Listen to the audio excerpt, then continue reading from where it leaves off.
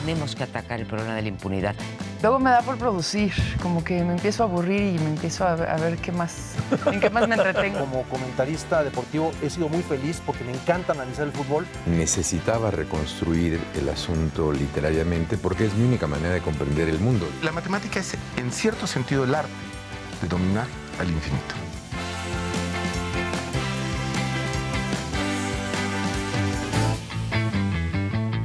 El tallado fue lo más nuevo de todo, ¿no? Sí. Y es lo que nunca estudié. Nunca estudié dibujo, estudié óleo, estudié dibujo, pero talla en madera, ni ningún tipo de escultura, eso tomé clases. Entonces puse el biombo allí y lo tallé. Esa fue mi primera talla en madera. Después hice un librero con cabezas mayas para mis libros de arte porque no había pues, lugar para los libros grandes. Y un día dije, bueno, ¿y por qué no? Y aquí muy cerca había una maderería, casualmente ya no hay. Y también tiene mucho que ver el señor que salió a abrirnos, que es el maestro Fernando. Él es carpintero, esa es su real profesión. Le dijo, ¿usted sabe hacer ensambles? Y dice, claro, pues vea, es maravilloso haciendo ensambles.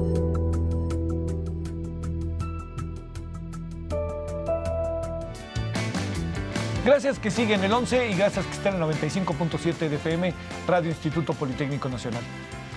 Es un personaje, en verdad, yo me atrevo a decir polifacético. Va a ver usted todas las vertientes de Flora Goldberg, quien es pintora, grabadora y escultora.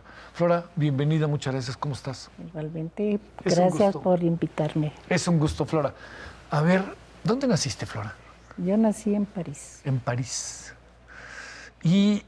de mis padres, sí, polacos. Polacos. Mi mamá de Varsovia y mi papá de un pequeño pueblo con la frontera con Rusia. Hasta arriba. Se llama Scherlitz. Scherlitz. ¿Algún día fuiste a ese lugar? Fui en el año 80 a conocer tanto Varsovia como Scherlitz. ¿No conocías? No conocía. ¿Y todavía estaba el muro de Berlín? En el 80, ¿cuánto cayó? En el 89, 86. Sí, todavía estaba. No. Sí, todavía me costaba trabajo pasar a Estados Unidos. Sí, claro. Oye. Sí, siempre me paraban. Te decían, ahí viene la... Bueno, a ver, además el apellido es... Bueno, es que mis papás fueron comunistas. Ajá. Muy comunistas. Los dos pasaron cárcel en... pues mi papá en Scherlitz, 5 años nada más. 5 años nada más, qué bárbaro, ¿no? Sí. Y mi mamá en Varsovia. En Varsovia. Y los dos, sin conocerse, cuando salieron de la cárcel, decidieron salir de Polonia, porque antes allí en Polonia, a pesar de que ya había sido la Revolución Rusa, era pues castigado con la cárcel, ¿no? Sí, claro. Entonces, tanto mi papá primero se fue a Bélgica, y mi mamá saliendo de la cárcel, que hicieron un teatro los obreros para sacarla de la cárcel, para pagar la fianza. Su mamá le llevó muchos periódicos y una muda de ropa para que se fuera allá. ¿Tu abuela? Mi mamá. Sí, pero bueno, la abuela le llevó. ¿Tu abuela fue la que le dio? Y es muy curioso porque los abuelos de mi mamá, sí, el papá de mi mamá era Hasid, que es de los grupos religiosos judíos más ortodoxos. Fuertes, más ortodoxos. Y que de ahí ellos fueron 9, 7 mujeres y 2 hombres. Y 3 mujeres se volvieron comunistas, de un padre súper religioso, ¿no? ¿Y tú no fuiste comunista? No, yo fui la oveja negra. La oveja, la oveja, la no comunista. Pero bueno, y entonces ellos se conocieron en Bélgica, sí. Ajá. Lo que me querías preguntar, te dejo. No, era... Ahí seguimos. Oye, ¿y tú por qué naciste en París? Porque la ilusión de mi mamá toda su vida era vivir en París o conocer París. Sí, claro. Entonces, de Bélgica se fueron a París a relativamente vivir. cerca. Y allí nacimos los 3 que fuimos, mi hermana, mi hermano Juan, que en paz descanse, y yo. Bueno, mi hermano murió a los 16 años en un accidente chico. de moto. Es que Estaba chico. eso no tuvo que Oye, ver. ¿y qué viste en París? Viste momentos terribles, ¿no? Pues yo viví hasta el 42 en París. Sí. Digo, en París, hasta el 41 en París y 1 en Niza. Porque, bueno, fuimos incluso evacuados en el 40. ¿Qué edad tenías, Flora? Perdón que te disculpe. Bueno, en el 40 tenía 5 años. Sí. Y pues fuimos evacuados, mujeres y niños de París, porque se temía que iba a haber un bombardeo en París. Y entonces me acuerdo que fuimos evacuados a un pueblo que no me acuerdo cómo se llama. Y me acuerdo que fue la primera paliza que me dio mi mamá, porque los alemanes iban invadiendo poco a poco, pero pasaban de pueblo en pueblo y robaban en un pueblo y regalaban en el otro y seguía así. Entonces parece, qué cosa, sí, eso. Y entonces a mi hermana y a mí, pues yo era muy güerita, tú me viste ahí en la foto, ¿no? Y entonces nos subieron a un camión de los alemanes y nos regalaron chocolates. Y pues felices en tiempo de guerra y con chocolates. Bueno, viéndolo bien, no son tan malos estos hombres y esas dijimos, cosas, sí, ¿no? que bueno, yo no, a los 5 años opina uno un poco, sí, ¿no? claro. No, pero tú y todos, perdón. Sí. Entonces nos fuimos de regreso a la casa con los chocolates. Y mi mamá, que los vio, los tira y que nos da de nalgadas. Por una razón, digo, somos judíos. Sí. Ellos no lo sabían porque pues no creo que distinguiera, todavía no era la época de la y además estrella. estaban en París, que supondrían otras cosas, en fin, bueno. Claro. Y fue la primera azotada que me dio mi mamá. ¿Y se fueron a Niza? La historia sigue, nos regresamos después a París, después de que ya no bombardeó los nazis. No bombardearon París, regresamos. Pero en esa época los judíos ya tenían prohibido tener negocios propios. Mi papá tenía una fábrica de suéteres, pero la había puesto a nombre de un francés, ¿no? Pero alguien lo delató, entonces fue alguien de la Gestapo por él, y mi papá estaba acostumbrado a defenderse desde muy chico, porque en su pueblo eran muy antisemitas y eran los pogroms y todas estas cosas.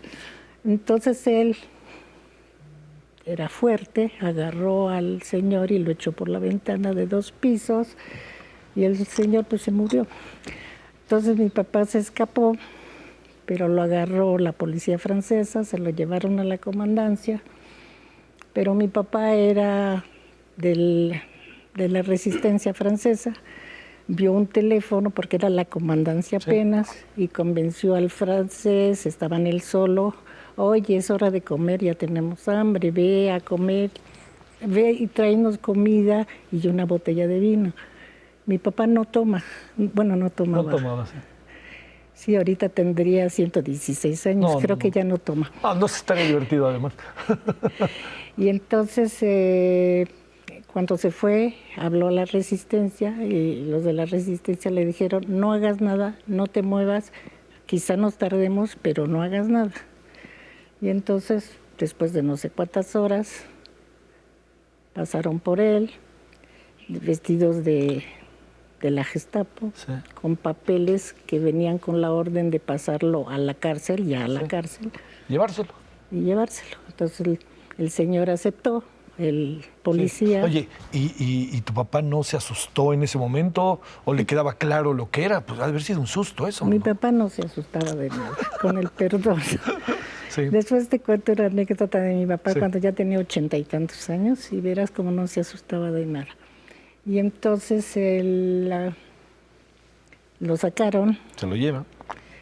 Lo agarraron, lo subieron a un tren y dijeron, no le avisas a tu familia ni nada, te me vas a Francia Libre, a Niza, que estaba dividida todavía Francia en Francia Libre, Francia ocupada y Francia Libre.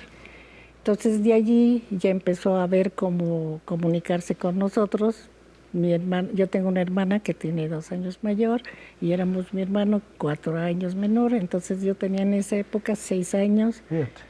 Y mi hermanito ¿Y te chiquito. acuerdas perfectamente de todo eso? Me acuerdo de algunas cosas, sobre todo de cuando sonaban las sirenas de alarma, que teníamos que ir corriendo A los refugios. a los refugios en el metro.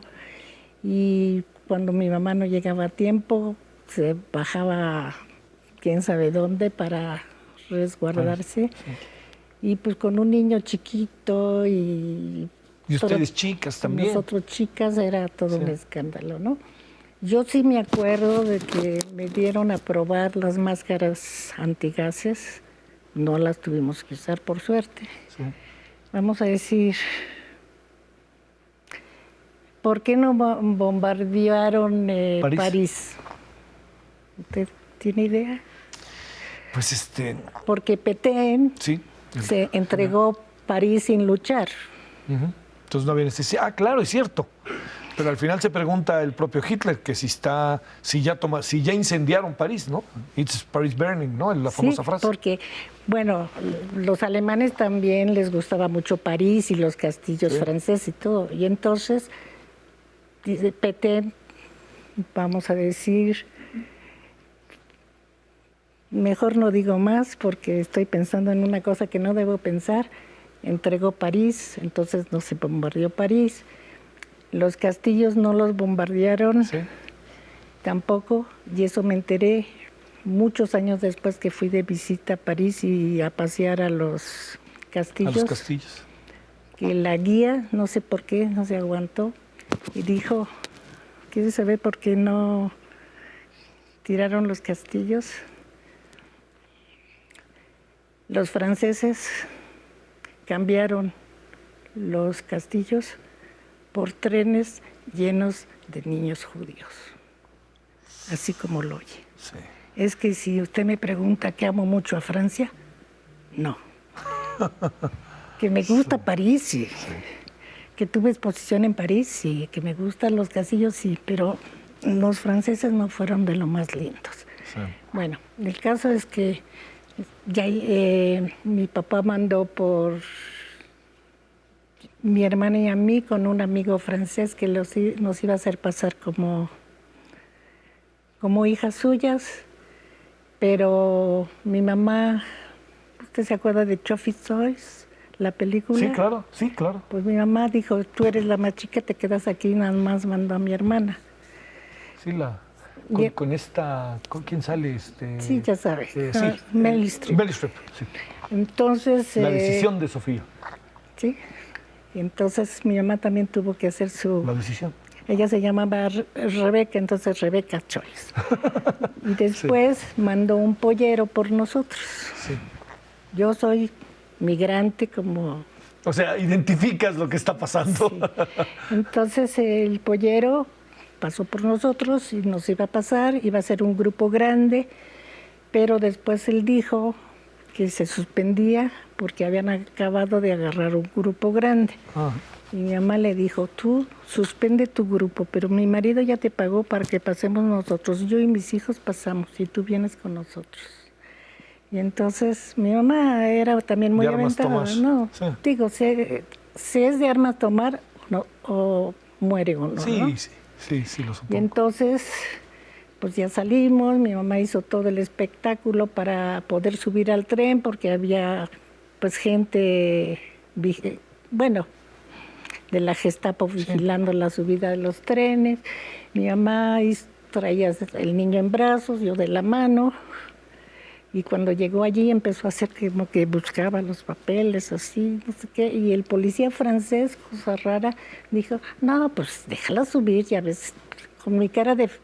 Yo tenía cara, me parecía Shirley Temple, decía. ¿No? Gringa. O inglesa. Entonces ya pasamos, ya subimos, pero tuvimos que bajarnos antes porque en cada estación iba a haber problemas. Sí, había vigilancia, sí. Entonces pasamos un bosque que separaba, bueno, no sé exactamente dónde estaría. Sí, pero... Lo pasamos a pie toda la noche. Tenía yo 6 años, sí, caminando toda la noche y yo tenía una misión. ¿Qué era? Tenía una bolsita de chupones. Sí. Y cada vez que se le cayera uno a mi hermano, Se lo ponías. ponía para que no llorara y no nos agarrara. Bueno, Oye, fue- ¿y el clima?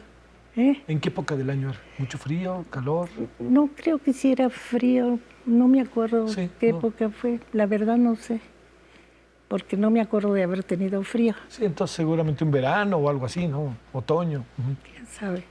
Después ya llegamos y del otro lado estaban esperando camiones, pero nada más llegamos nosotros y pues nos llevó un camión, se le acabó la gasolina, porque tampoco había gasolina. Entonces empezamos a pedir aventón y nos dio aventón una pipa. Aquí son de gas, pero allí son de vino. Y nos dieron aventón, pero bueno, nosotros íbamos de París a Niza, que es así, pero el viaje no fue así.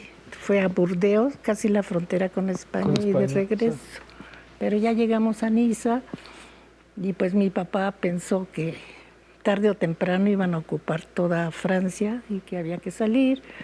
Para poder salir de Europa hacía falta tener visa de algún país. Bueno, esa es la única cosa. Mi papá estuvo solo en Niza una Niza. temporada y entonces no tenía derecho a trabajar. Entonces lo único que hacía era irse a Monte Carlo. Y ganó dinero. Con eso pagó las visas y el barco. Nunca volvió a jugar jamás, Claro. porque dijo, la buena suerte es solo una vez. Solo una ¿no? vez. Oye, a ver, Flora, y déjame decirte, y México cómo te aparece en el mapa de tu vida? Te voy a explicar, porque Sí. nosotros lo que conseguimos fue visa cubana, Ujú. no mexicana. A pesar de que estaba Gilberto Bosques dando visas Sí, que era una por maravilla, Mayar, ¿no? Sí. el gran señor Gilberto Bosques, pero nosotros no sabíamos de eso. Y entonces, bueno, ya mi mamá fue con salvoconducto, pudo ir por los boletos del barco a Marsella. Había que pagar, sacar salvoconducto de Marsella, de Niza a Marsella, si no, no podía uno entrar. ¿eh? Sí. Bueno, y consiguió barco, salimos de Marsella, como dice mi mamá, seguido por barcos de guerra para proteger de los submarinos y las minas.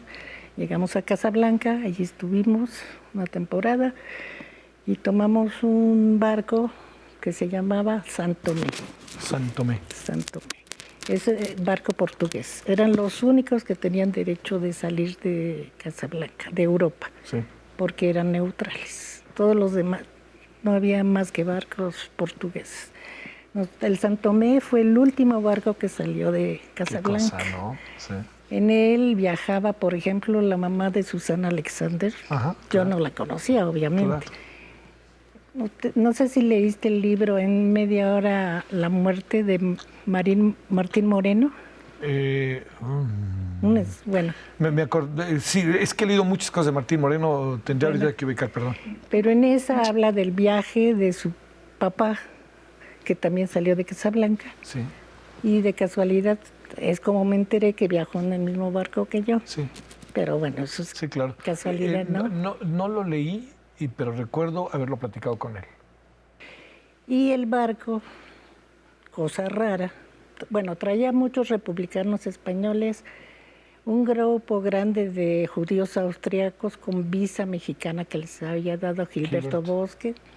Entonces, yo no sé por qué razón. Mi mamá explica una razón, mi papá otra. Mi papá era más romántico, pero según él, el capitán tenía una novia cubana y no quería dejarla. Bueno, el barco no atracó en Cuba, no atracó en La Habana, sino que se fue directo a México.